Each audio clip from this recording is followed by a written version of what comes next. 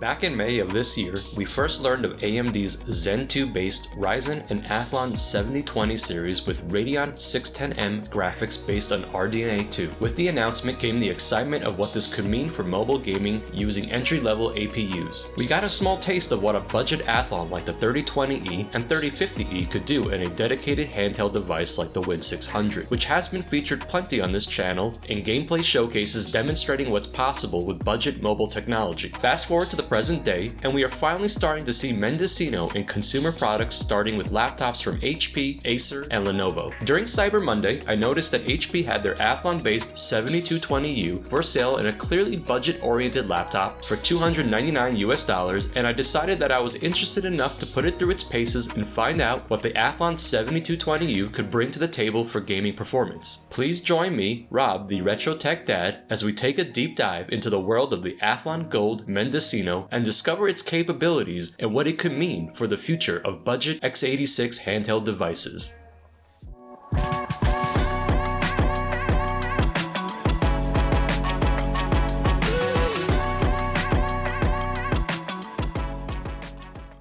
Before we begin with all of the fun stuff, let's talk a little bit about Mendocino and the specific Athlon Gold 7220U variant. So the lineup for AMD's 7020 series, known as Mendocino, consists of a few options with variants starting out at the base with the Athlon Silver 7120U going all the way up to the Ryzen 5 7520U. All of the variations have a stock TDP of 15 watts with the same Radeon 610M graphics featuring 2 graphic cores which are based on RDNA 2 technology. The 7020 series supports up to 32GB of LP DDR5 memory in a dual channel configuration. You can see that based on this chart, the 7220U features 2 cores and 4 threads with a base frequency of 2.4 GHz and a boost frequency of 3.7 GHz and comes with 1 MB of L2 cache and 4 MB of L3 cache and will offer less performance than something like the Ryzen 3 7320U. The Athlon 7220 is the successor to the 3000 series of Athlon-based APUs. For the sake of today's video, let's quickly go over the specs of our test laptop. Meet the HP 17Z. Not a very exciting name and definitely a budget-focused laptop. And just a quick note that this is definitely not a review of this laptop. So it's got a pretty lousy 17-inch display with a TN panel and a 1600 by 900 resolution and just beyond awful contrast, color accuracy, and viewing angles. As we already know, it is powered by the Athlon Gold 7220U and features AMD Radeon 610M graphics with 8GB of onboard LP DDR5 RAM in a dual channel configuration. It comes with 128GB of NVMe M.2 SSD storage, and a 3-cell 41Wh battery with support for fast charging.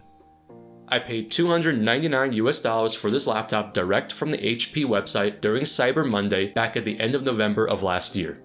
So why the Athlon 7220U? As I mentioned, I purchased the laptop back at the end of November since we knew Mendocino was going to be part of some future handhelds. However, at the time, it was still a mystery as to what variant was going to be used in them. Incidentally, during the time since then, one of the handheld manufacturers, AYN, has recently updated their lineup of handhelds for 2023. We now know that the Mendocino being offered in the Loki Mini will be the Athlon 7220U, and so my hunch about the specific variant being used turned out to be a pretty good guess. Luckily for us, the findings being presented later in this video will be quite helpful to determine where the Loki Mini and any other handheld that might use the 7220U will stand in terms of price to performance.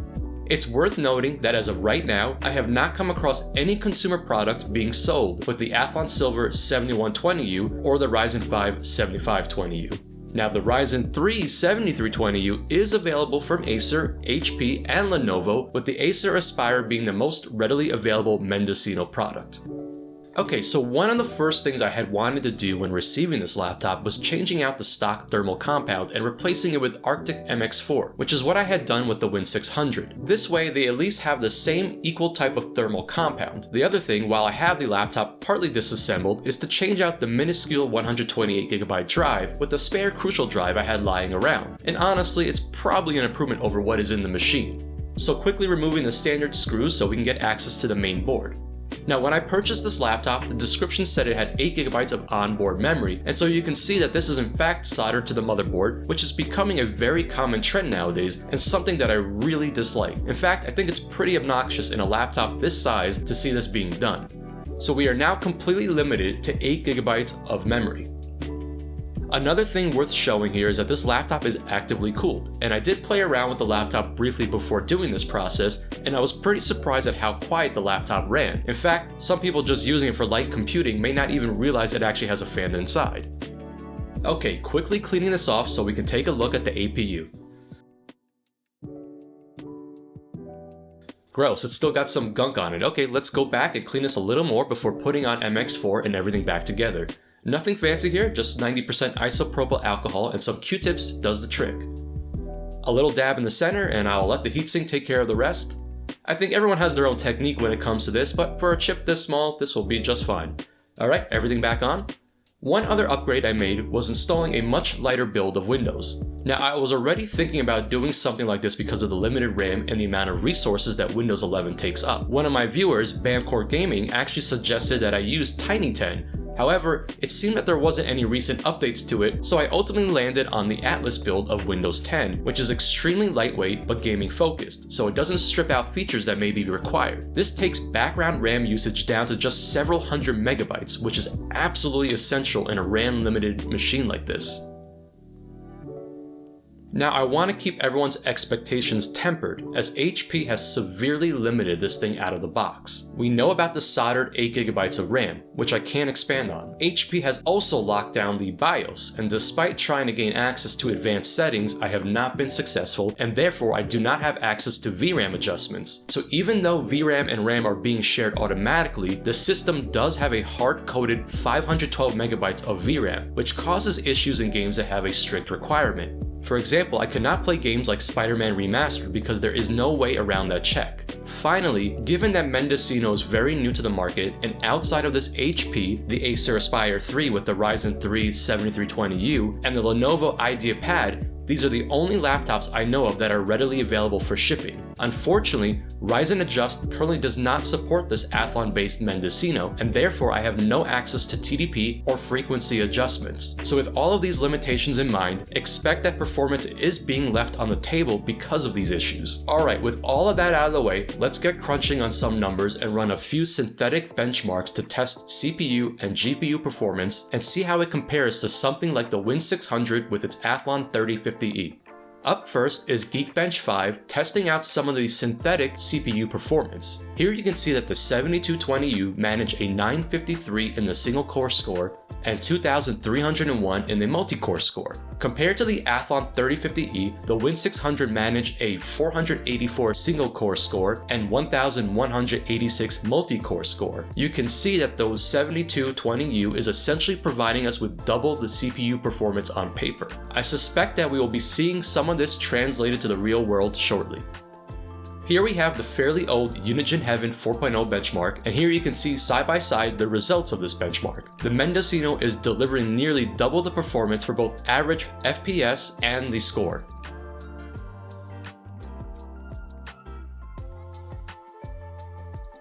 Continuing on with synthetic benchmarks with 3D Mark, and first up we have Night Raid, and the 7220U scored a 6599, with the 3050E falling pretty far behind with a score of 4184. This is about a 60% advantage over the 3050E. Just a little over a 50% increase in Firestrike, with the 7220U scoring 1572 and the 3050E coming in at 1038. Finally, the 7220U scored a 597 in Time Spy, with the 3050E scoring 409, a 46% increase in performance for the Mendocino. Finally, one last round of benchmarking tests using in-game benchmark tools. First up, we have the Final Fantasy XIV Endwalker benchmark tool, and here you can see that Mendocino scored an average of 24 frames per second, with the 3050E coming in at about 14 frames per second. This is a little more than a 70% increase in performance for the 7220U. In the Street Fighter V benchmark tool, the 7220U scored an average of 56 frames per second, with the 3050E coming in at an average of 33 frames per second. And again, this is nearly a 70% increase in performance. Finally, we have the in-game benchmark tool for Forza Horizon 5, and easily the most striking disparity with the Mendocino coming in at 41 frames per second average and the 3050E coming in at an average of 19 frames per second, giving the Mendocino more than double the frames over the 3050E. Now it's finally time to test some real-world performance with a selection of games on PC. I wanted to make sure that I covered a decent range of games and gameplay types. So here we have a selection of 10 games for this video. Specifically, I want everyone to pay attention to the TDP and temperatures of all the games during this gameplay showcase. Also, please excuse the terrible off-screen gameplay. The TN panel is really difficult to record from. Up first, Alan Wake, an older PC game, and this one actually did pretty well back on the Win600. Now the gameplay footage you are seeing here is set to 720p and the lowest settings, with the frame rate uncapped to see how high we can go.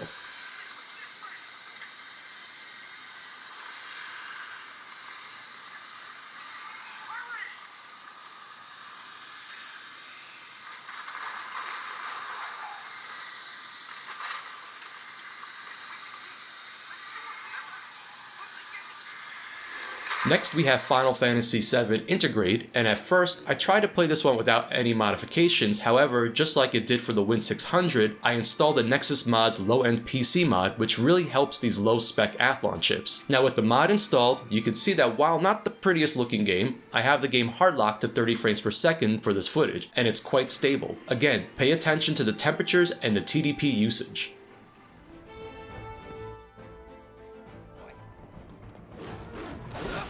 Guess you're first.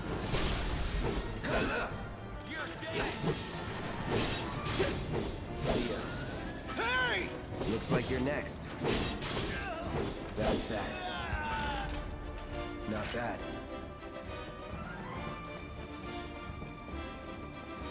I was hopeful for God of War to perform better than it did back on the 3050E, and while it certainly does, giving us around a 70% increase over the 3050E, it is still not quite able to hit a stable 30 frames per second. In this gameplay footage, I have God of War set to 720p with FSR set to performance and the lowest settings possible.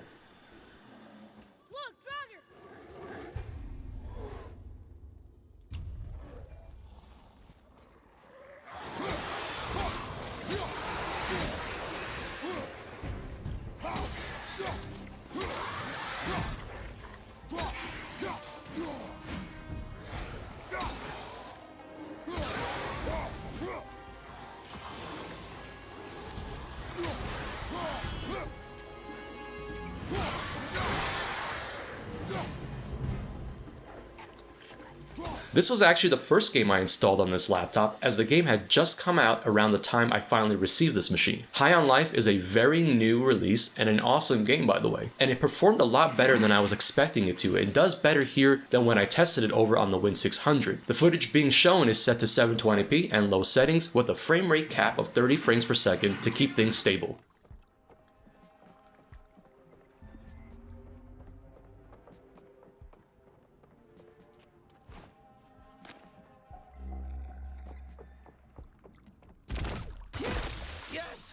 Oh my god, I could do this all day. Doesn't this fucking rule? God, I love spewing big gloopy globs.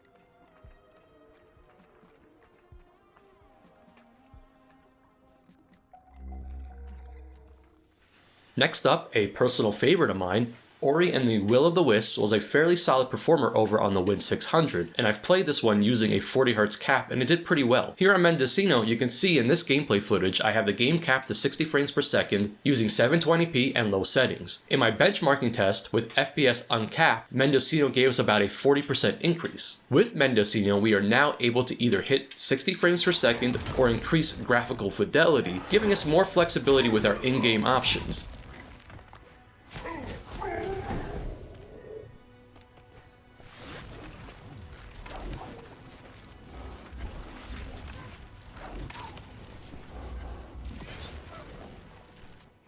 Here we have a recommendation from Sony WWDD30, who was curious to see how Persona 5 Strikers would perform on the Mendocino laptop, since this one struggled during battles over on the Win600. As you can see, this one has no issues here on the 7220U. The gameplay footage is showing the FPS uncapped, and normally I would just lock it to 30 for stability, but forgot to do so after I was done recording some benchmarking results.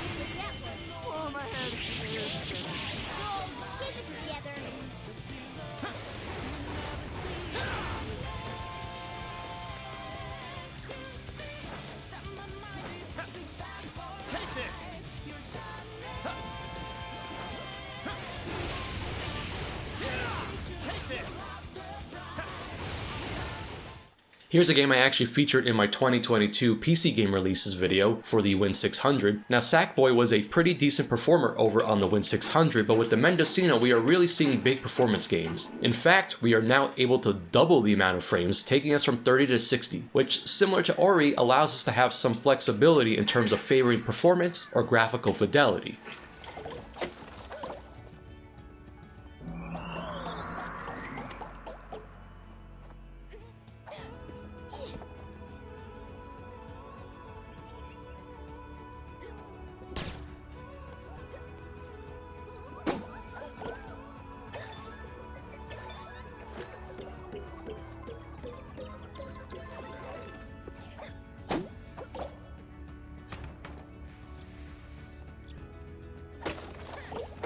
Next up is Jedi Fallen Order, and this one didn't fare as well as I hoped. To be honest, I only saw minor performance gains in this game over the Win600, which I found to be interesting. Over the comm? Jedi? Stay sharp. They won't get past us. The traitor. Blast them. Someone else get in here.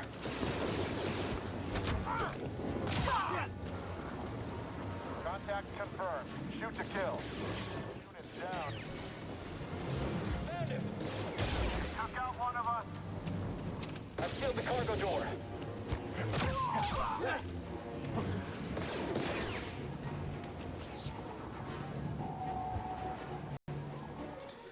Now I always try to bring attention to some forgotten gems, and Sunset Overdrive is an absolute fantastic game from Insomniac that was originally an Xbox exclusive, finally receiving a PC port. I am pretty glad this game is able to run on something like the 7220U, and I have this capped here at 30 frames per second with a 576p resolution at the lowest settings.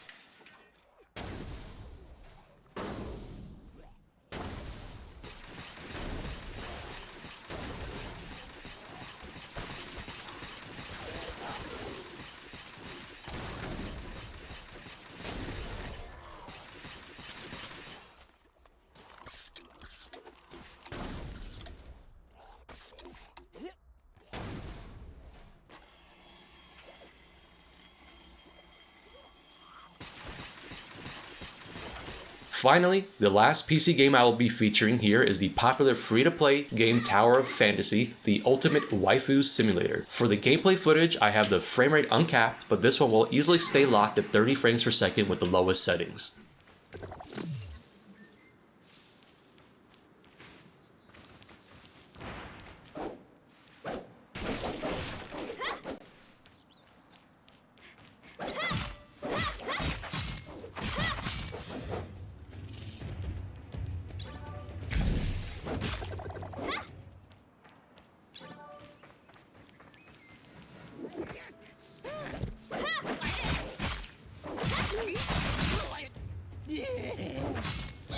And finally, here's a chart showing the FPS averages against the Athlon 3050E and the Win600. Now the Win600 is set to 18 watts in all of these tests, and my specific unit has 16 gigabytes of RAM, and the GPU is set to 1000 MHz. Remember, I am unable to adjust TDP for the 7220U, and so the limit of the 7220U is the stock performance of 15 watts. For all the games in this chart, they were set to the same settings with uncapped frame rates for benchmarking purposes. I captured 3 30-second intervals of gameplay and selected the average of those 3 and kept testing scenarios in-game as close as possible. Right off the bat, it's pretty clear that Mendocino is really living up to its synthetic benchmarks in real-world scenarios, ranging from nearly 40% to over 100% in performance increases over the Athlon 3050E, and doing this all with a lower TDP. The two outliers in my sampling was Star Wars Jedi Fallen Order and Final Fantasy VII. Now going back to gameplay footage, you will notice that a lot of these games were GPU bound, with a few hitting 100% GPU usage while the CPU side still has plenty of headroom. So let's now shift to emulation with the Mendocino 7220U. You're definitely going to want to pay attention to temperatures and TDP throughout. We're going to start off with lighter emulation using Dolphin, which I expected to run quite well as this did well on the Win600. By the way, from here on out, we will be sticking to direct capture footage only as that TN display is just unbearable. As you can see, I have F-Zero, which is one of the harder to run Gamecube games, running here at 2x native resolution, and it's running very well.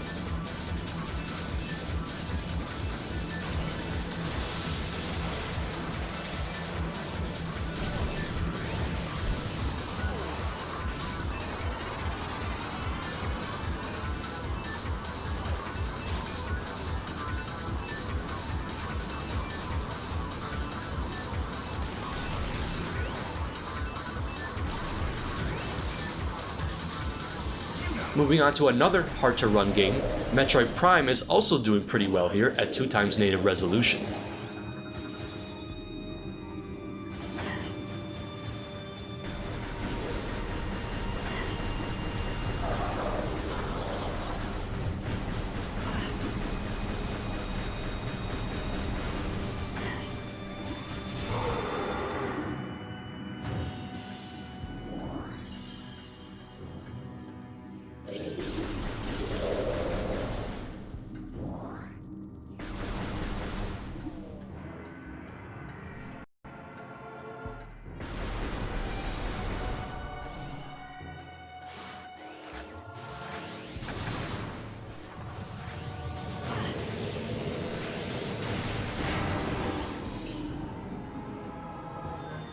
Finally, let's do a quick retest in Dolphin with Super Mario Galaxy 2, and again, no issues running this.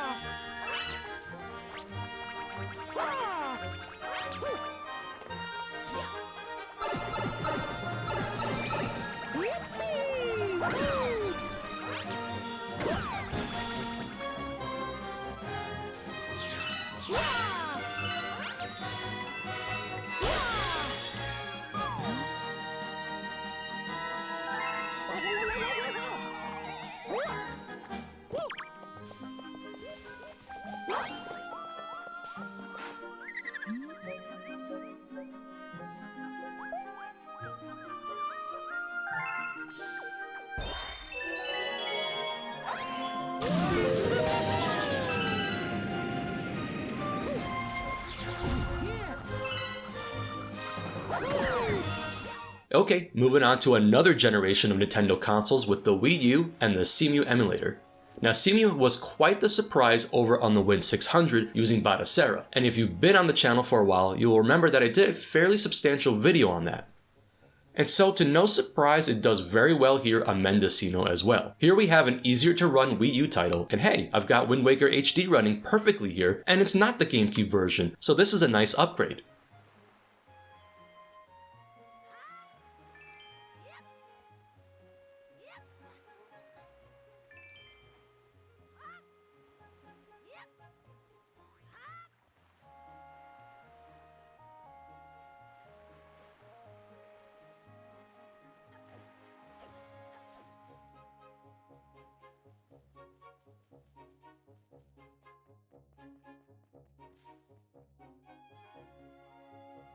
And of course, the Zelda title that most will want to see running here, which is Breath of the Wild. Now this one is a curious one, because over on the Win600, it did alright with indoor areas hitting 30 frames per second, and outdoor areas in the low 20s. However, I had to set that game to 540p to get that kind of performance. Here on the Athlon 7220U, I have the game set to 720p, and I'd say performance is better overall. It just feels smoother despite it not showing 30 frames per second outdoors. Now I am really curious to see if Batocera would give us some performance gains, and it might be something I look into getting set up on this laptop.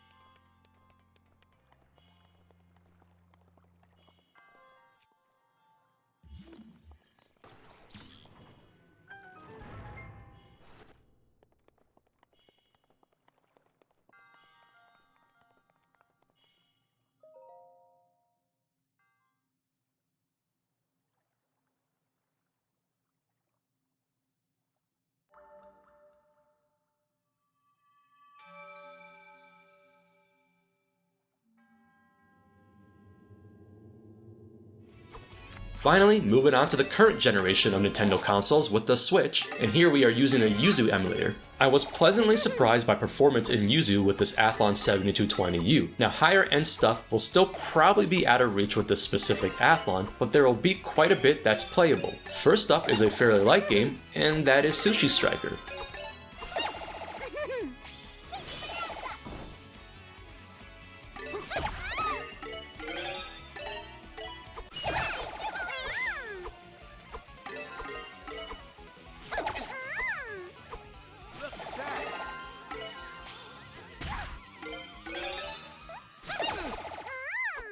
Next is also an easier to emulate Switch game, and as you can see, Metroid Dread is doing pretty well here. There are occasional hiccups, some of which has to do with shader compilation.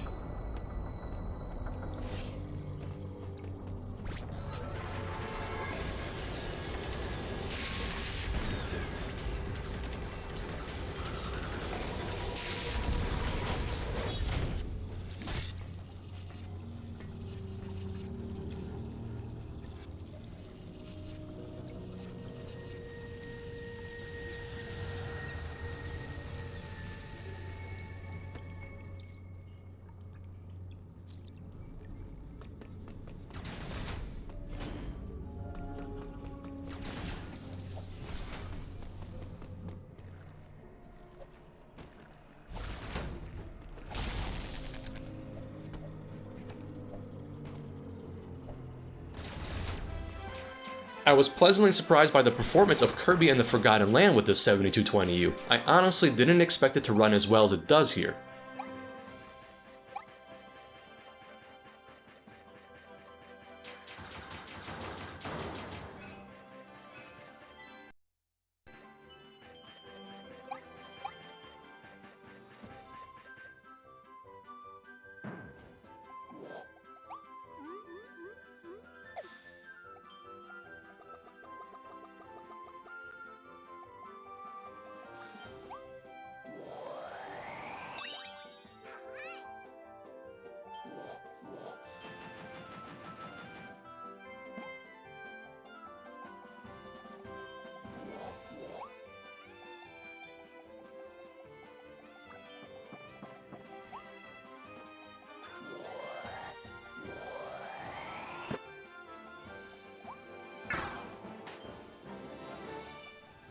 And finally, here's a little gameplay from Super Mario Odyssey, which also fared a lot better than I expected, and while obviously not what I would consider playable, but still worth showing here.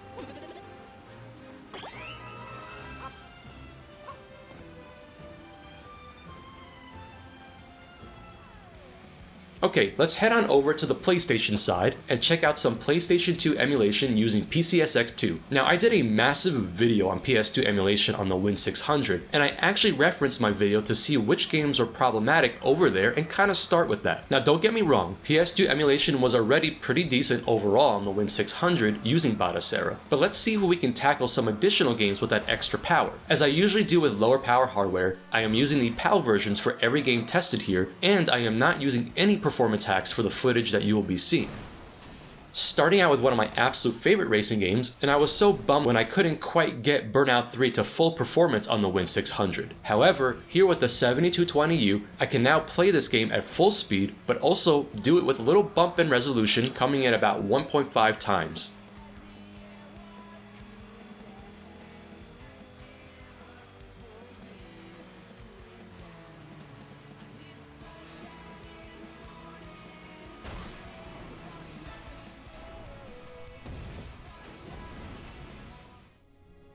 Next up is a fairly problematic game for PS2 emulation, and that is Final Fantasy VII Dirge of Cerberus, and this one is definitely an improvement and far more stable than it was back on the Athlon 3050E. This one still suffers from occasional framerate diffs, but nothing that it would render this unplayable.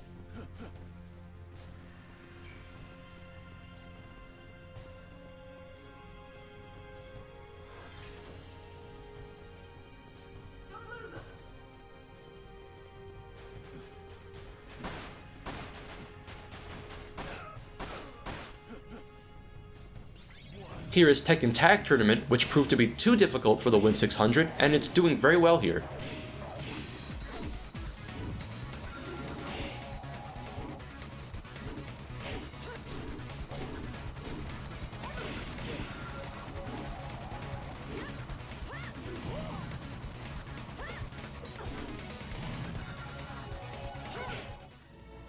Next is Dragon Quest VIII, which was suggested by Chen over on Discord, and I have this one running at 2x native resolution.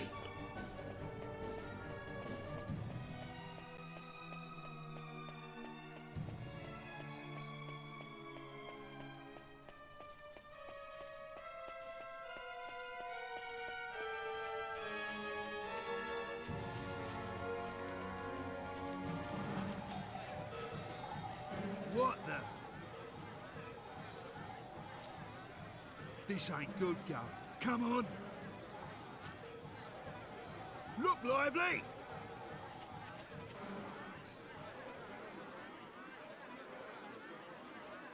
One more recommendation coming from Sony WWDD30 with Champions of Norath, which is a harder to emulate game, and I'm happy to report it is doing very well here on the 7220U. I have this one running at 1.5x native resolution to keep things nice and stable.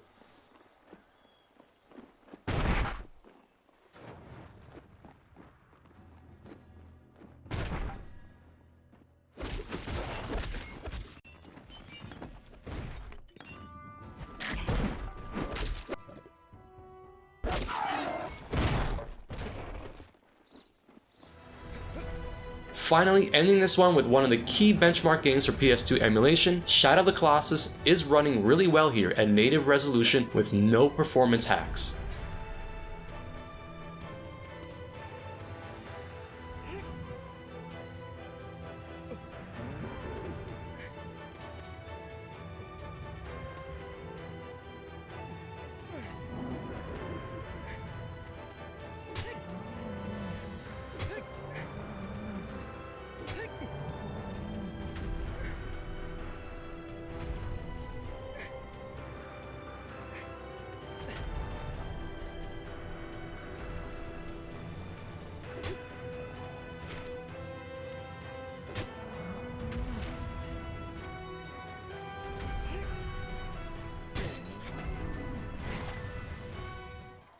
Now moving on to PlayStation 3.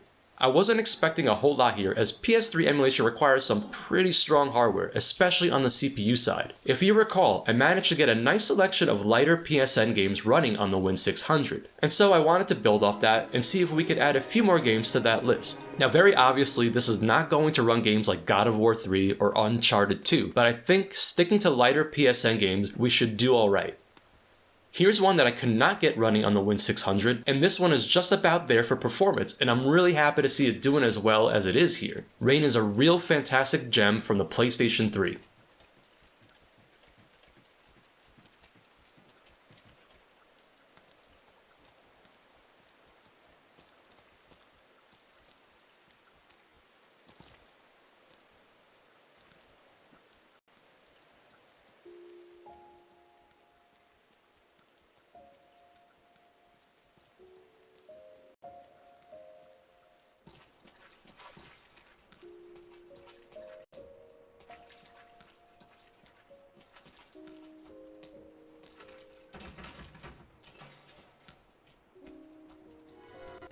And one more to round out the testing, I wanted to show Dragon's Crown since this does not have a PC version, and so here I am checking out the PS3 version of this game, and similar to Rain, it is very close to holding that steady frame rate. Again, this is very playable to me, and it's nice to see it running here on this APU.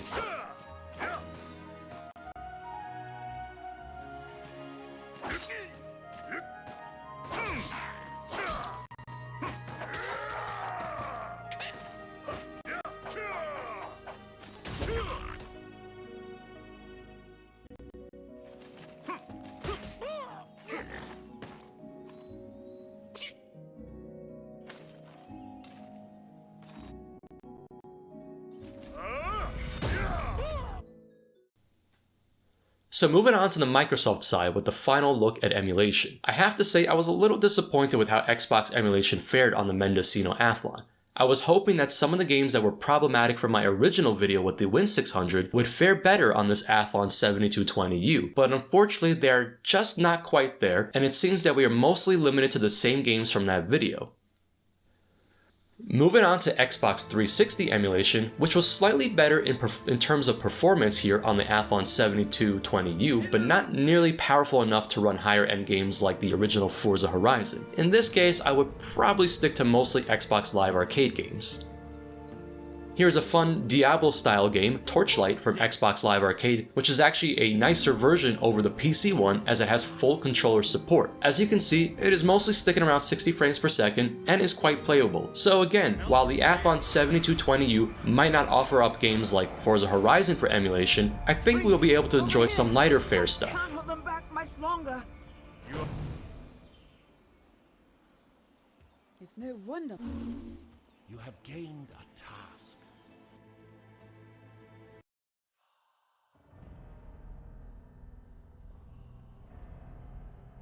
I've arrived in Torture.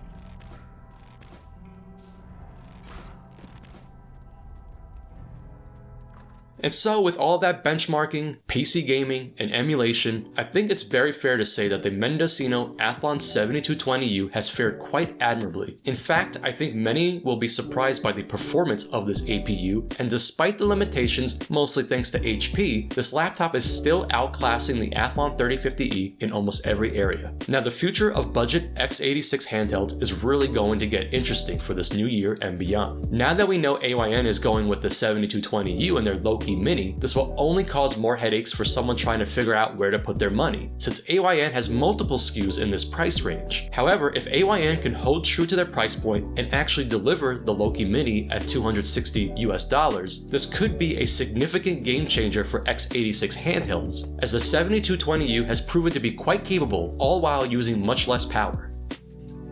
I guess the only thing we can do now is wait and see as to how all this plays out. Regardless, I think the future is very exciting in this budget space, and I will be watching very closely. I hope you enjoyed this deep dive into AMD's Mendocino Athlon Gold 7220U. If you would like to see similar videos like this for other chipsets, please let me know down in the comments. As always, this is the Retro Tech Dad, and thank you so much for watching.